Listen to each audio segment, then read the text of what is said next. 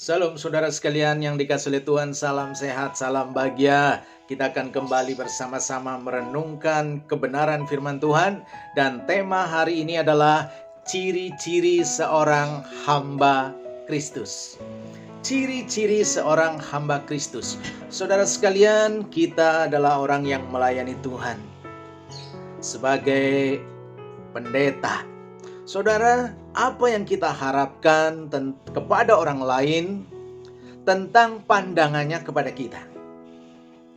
Apa yang kita harapkan dari orang lain tentang cara mereka memandang kita? Apakah kita ingin dipandang oleh orang lain sebagai seorang pemimpin? Apakah kita ingin dipandang oleh orang lain sebagai seorang pejabat gereja? Apakah kita ingin dipandang sebagai yang lain-lain, saudara sekalian? Tapi hari ini kita akan melihat apa yang dikatakan oleh Rasul Paulus, karena dari situlah kita akan melihat apa sebenarnya yang menjadi ciri-ciri seorang hamba Kristus. Kita akan membaca dari kitab 1 Korintus pasal yang keempat. 1 Korintus pasal yang keempat, di sini ayatnya itu ayat 1 sampai dengan 21. Tapi kita tidak akan membaca semuanya. Nah, kita akan melihat ciri-ciri seorang hamba Kristus dari ayat-ayat ini. Ayat yang pertama, di situ Rasul Paulus mengatakan 1 Korintus pasal 4. Demikianlah hendaknya orang memandang kami sebagai hamba-hamba Kristus. Kerinduan, keinginan, dan kehendak Paulus adalah dia rindu, dia menghendaki kalau orang lain memandang dirinya adalah memandang sebagai hamba Kristus. Sebagai seorang hamba Kristus. Saudara, yang menarik kata hamba di sini dalam bahasa Yunani, yaitu bahasa asli Perjanjian Baru, di sana memakai kata huperetas. Huperetas artinya adalah budak, saudara, budak yang mendayung kapal besar. Jadi pada zaman itu, zaman Romawi, zaman para rasul, saudara sekalian, kapal itu nggak pakai mesin. Kapal itu bisa berjalan karena angin, tapi juga karena ada yang mendayung. Nah, kata budak itu adalah untuk menggambarkan para pendayung kapal. Jadi dia mendayung sesuai dengan nakoda kapal. Kalau nakodanya bilang ke kanan, dia akan mendayung ke kanan, ke kiri, dia akan ke lurus, dia akan lurus, mundur, dia akan mundur. Jadi dia mendayung hanya mengikuti arahan dari nakoda kapal. Tugas dia adalah mendayung dan mendayung, saudara. Nah, hamba di sana, hamba di dalam ayat ini digambarkan seperti pendayung, saudara. Pendayung kapal, dan nakodanya adalah siapa? Yesus Kristus. Kita hanya melangkah, kita mendayung hanya sesuai dengan arahan sang nakoda agung, yaitu Yesus Kristus. Karena apa? Karena kita adalah hambanya Kristus, pelayan Kristus, budaknya Kristus. Maka kita mengarah kemana? Itu ngikuti arahan daripada Tuhan kita, yaitu siapa? Yesus Kristus. Nah, kita akan melihat ada beberapa ciri daripada seorang hamba Kristus. Yang pertama, di dalam ayat yang pertama di situ dikatakan, demikianlah hendaknya orang memandang kami sebagai hamba-hamba Kristus yang kepadanya dipercayakan rahasia Allah. Yang pertama, ciri seorang hamba Kristus apa? Seorang yang menerima rahasia Allah. Dipercayakan rahasia Allah. Dipercayakan mysterion, saudara. Dipercaya misteri ilahi. Luar biasa, saudara sekalian. Seorang hamba Kristus mendapat kepercayaan daripada Kristus untuk mengerti misteri Allah, untuk mengerti hal-hal yang rahasia bagi orang lain, rahasia bagi dunia ini, tapi Allah memberitahu, Allah nyatakan kepada hamba-hambanya. Luar biasa, saudara sekalian yang dikasihi oleh Tuhan. Artinya Allah mengungkapkan hatinya, Allah mengungkapkan isi hatinya. Kepada siapa? Kepada mereka yang adalah hamba hambanya. Luar biasa. Bagi orang lain merupakan misteri, bagi orang lain merupakan rahasia, tetapi bagi hamba-hamba Kristus, Kristus menyingkapkan rahasianya. Melalui yang namanya pewahyuan, melalui yang namanya inspirasi, saudara, iluminasi, Allah memberikan rahasianya. Sehingga seorang hamba Kristus bisa menyampaikan apa yang ada di dalam hati Allah. Karena Allah sendiri yang memberikan dan mengungkapkan rahasianya kepada mereka yang memang bagi Yesus adalah hamba-hambanya. Jadi ini yang pertama. Ciri seorang hamba Kristus adalah seorang yang dipercayakan rahasia Allah. Jadi ada misteri ilahi di mana Allah tidak mengungkapkan misteri itu kepada sembarang orang, tapi kepada setiap hambanya Allah mengungkapkannya. Sehingga seorang hamba Kristus dia bisa mengerti misteri Allah, misteri ilahi. Bagi orang lain rahasia, tapi bagi seorang hamba Kristus Allah akan membukakannya. Itu yang pertama. Yang kedua, ciri seorang hamba Kristus adalah apa? Ayat yang kedua di situ dikatakan 1 Korintus 4. Yang akhirnya dituntut dari pelayan-pelayan yang demikian ialah bahwa mereka ternyata dapat dipercayai. Ciri kedua seorang hamba Kristus adalah dapat dipercayai. Luar biasa, saudara sekalian.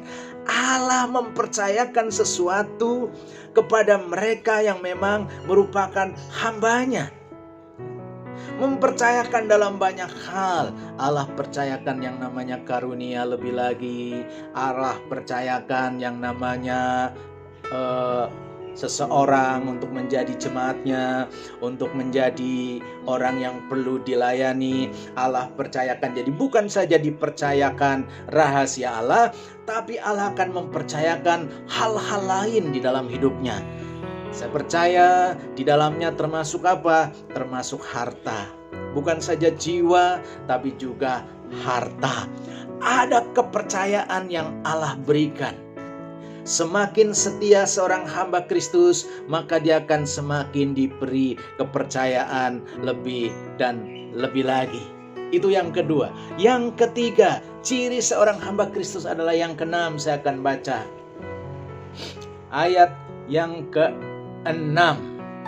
Demikian firman Tuhan. Saudara-saudara, kata-kata ini aku kenakan pada diriku sendiri dan pada Apolos karena kamu, supaya dari teladan kami kamu belajar apakah artinya ungkapan jangan melampaui yang ada tertulis, supaya jangan ada di antara kamu yang menyombongkan diri dengan jalan mengutamakan yang satu daripada yang lain. Garis bawahi kata teladan kami, supaya dari teladan kami. Hal yang ketiga, ciri seorang hamba Kristus apa? Menjadi teladan yang baik, menjadi contoh yang baik. Contoh dalam apa? Contoh dalam perkataan, contoh dalam perbuatan, contoh dalam kasih, saudara, contoh dalam tingkah lakunya. Dan ini Paulus mengatakan teladan kami. Dan Paulus betul-betul menjadi teladan. Makanya dia berkata kepada muridnya, ikutilah teladan kami. Kenapa Paulus berani mengatakan seperti itu? Karena Paulus sudah meneladani Kristus. Sehingga dia berani mengatakan, ikutlah teladan kami. Karena Paulus tahu dia sudah meneladani Kristus. Dia sudah menjadi contoh yang baik, menjadi model yang baik bagi setiap orang yang dilayani. Jadi ciri yang ketiga adalah menjadi teladan yang baik, menjadi contoh yang baik, bukan menjadi contoh yang buruk, bukan menjadi contoh yang jelek, tapi menjadi teladan, menjadi contoh yang baik. Dalam hal apa? Dalam kasihnya tentunya, dalam perbuatannya, dalam tindakannya, dalam pikirannya, dalam perkataannya, dan sebagainya. Karena Paulus sudah meneladani Kristus, mencontoh Kristus, maka Paulus pun bisa menjadi contoh yang baik bagi setiap orang yang dilayani.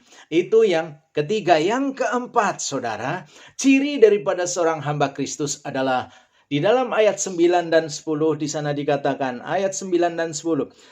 Sebab menurut pendapatku Allah memberikan kepada kami para rasul tempat yang paling rendah.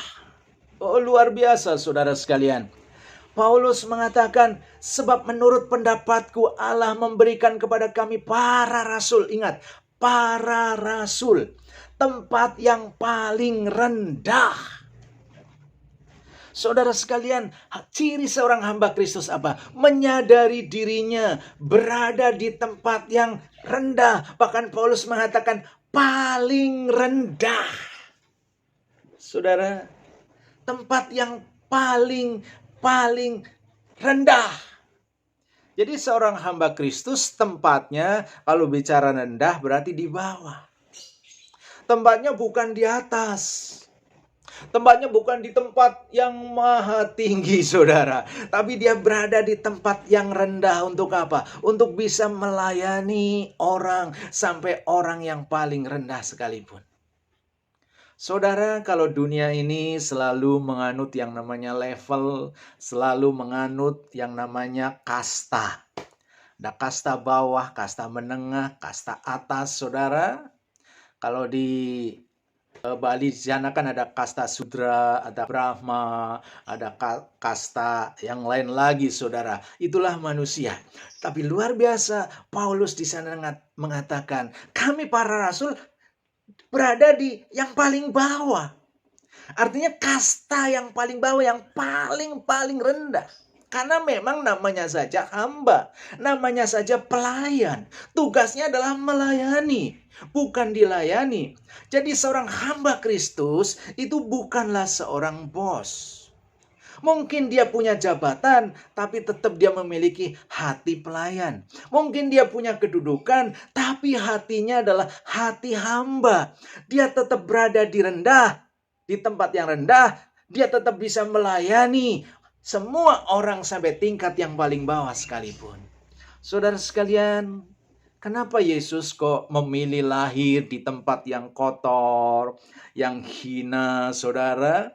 Kenapa Yesus memilih lahir di tempat yang rendah, saudara? Bukan di tempat yang tinggi, di rumah sakit, di istana, saudara. Saya percaya karena Yesus lahir juga buat semua orang, mulai dari orang yang paling rendah. Demikian juga ciri seorang hamba Kristus, dia berada di tempat paling rendah. Karena apa? Karena memang Tuhan mau setiap hamba Kristus harus melayani, saudara. Melayani semua orang, sampai orang yang paling rendah sekalipun. Yang menurut dunia kasta paling bawah. Seorang hamba Kristus melayani itu sampai di sana. Seorang hamba Kristus tidak boleh pilih-pilih dalam melayani umat Tuhan, saudara. Semua umat Tuhan, semua golongan, sampai golongan yang paling rendah, itu juga membutuhkan pelayanan seorang hamba Kristus. Oleh sebab itu Paulus mengatakan, sebab menurut pendapatku, kata Paulus, Allah memberikan kepada kami, ingat. Paulus mengatakan Allah memberikan kepada kami, ingat. Allah memberikan kepada kita hamba-hamba Kristus adalah tempat yang paling rendah, saudara. Para rasul ditempatkan Allah di tempat yang paling rendah. Kita bukan rasul, saudara. Ya. Apalagi kita, rasul aja di tempat paling rendah. Apalagi kita, saudara, kita adalah hamba-hamba Kristus berada di tempat yang paling rendah. Bahkan di situ dikatakan, saudara sekalian, masih ayat 9 saya bacakan. Sebab menurut pendapatku Allah memberikan kepada kami para rasul tempat yang paling rendah, sama seperti orang-orang yang telah dijatuhi hukuman mati, sebab kami telah menjadi tontonan bagi dunia, bagi malaikat-malaikat, dan bagi manusia. Luar biasa, saudara sekalian. Bahkan di dalam ayat 13, saudara, ayat 13 Paulus mengatakan, kalau kami difitnah, kami tetap menjawab dengan ramah. Kami telah menjadi sama dengan sampah dunia, sama dengan kotoran dari segala sesuatu sampai pada saat ini. Luar biasa, saudara. Paulus mengatakan, kami sama dengan sampah. Banyak orang yang dianggap sebagai sampah masyarakat. Orang tidak dianggap sama dunia ini, sampah masyarakat. Kotoran itu sesuatu yang dijauhi sama orang lain. Tapi Paulus mengatakan, kami telah menjadi sama dengan sampah dunia, ayat 13. Sama dengan kotoran dari segala sesuatu. Luar biasa. Bukan hanya kotoran hewan, saudara. Tapi kotoran dari segala sesuatu. Sama. Saudara sekalian yang dikasih oleh Tuhan, namanya saja tempat di paling rendah. Berarti apa saudara? Karena kita memang berada di tempat rendah, berarti harus siap dihina, siap dijauhi orang. Tapi kita nggak boleh menjauhi, siap difitnah orang. Ya. Mungkin bahkan siap diinjak-injak orang, saudara. Saudara, kotoran itu sesuatu yang menjijikan. Biasanya kalau orang lihat kotoran dia ludah. Saudara. Mungkin kita juga pernah dapat hinaan, saudara, orang melihat kita kemudian meludah. Tapi itulah bagian daripada hal-hal yang memang bisa diterima oleh seorang hamba Kristus. Harga yang harus dibayar sebagai seorang hamba Kristus. Dan Paulus sudah mengalami itu semua. Jadi ingat, hal yang keempat adalah ciri seorang hamba Kristus menyadari bahwa dirinya berada di tempat yang rendah, saudara. Oleh sebab itu, tidak ada alasan bagi seorang hamba Kristus untuk apa? Untuk menyombongkan diri. Untuk menjadi angkuh, saudara. Untuk menganggap diri sebagai orang yang memiliki kedudukan lebih tinggi daripada orang lain. Ingat, kita berada di tempat yang paling rendah, saudara. Hal yang kelima, seorang hamba Kristus adalah, saya baca ayat 11 di situ dikatakan, sampai pada saat ini kami lapar, haus, telanjang, dipukul dan hidup mengembara. Kami melakukan pekerjaan tangan yang berat.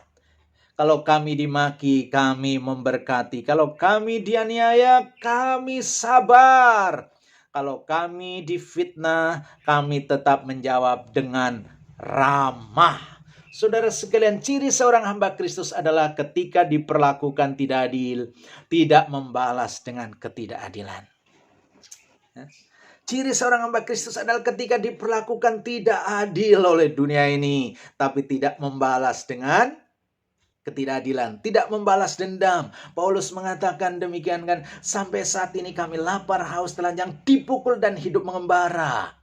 Kalau kami dimaki, kami memberkati. Luar biasa, saudara. Kalau kami dianiaya, kami sabar. Ya. Jadi ciri seorang hamba Kristus adalah tugasnya memberkati, saudara. Termasuk memberkati orang yang memaki. Ya. Sini Paulus kan mengatakan, kalau kami dimaki, kami memberkati. Jadi tugas seorang hamba Kristus apa? Memberkati, termasuk memberkati orang-orang yang memakinya. Bukan hanya memberkati di situ. Kalau kami dianiaya, kami sabar, saudara. Dianiaya sabar. Oleh sebab itu, ciri seorang hamba Kristus juga apa? Sabar. Sabar, saudara. Paulus dianiaya aja sabar. Nah, kadang-kadang kita baru dirasani nggak sabar, marah, saudara. Tapi biarlah kita belajar dari Paulus. Paulus yang mengalami segala macam penderitaan, segala macam pergumulan, segala macam tantangan, saudara. Tapi Paulus tetap sabar. Jadi kesabaran itu juga merupakan bagian daripada ciri seorang hamba Kristus yang sejati. Jadi saudara sekalian, sebenarnya dari ayat-ayat ini masih banyak ciri hamba Kristus. Tapi hari ini hanya ada 5 ciri seorang hamba Kristus, saudara sekalian. Yang pertama adalah apa? Seorang yang menerima rahasia Allah. Yang kedua, dapat dipercayai. Yang ketiga, menjadi teladan yang baik. Yang keempat, menyadari bahwa dirinya berada di tempat yang rendah. Yang kelima, ketika diperlakukan tidak adil, tidak balas dendam, saudara. Tidak membalas ketidakadilan. Tuhan memberkati. Haleluya.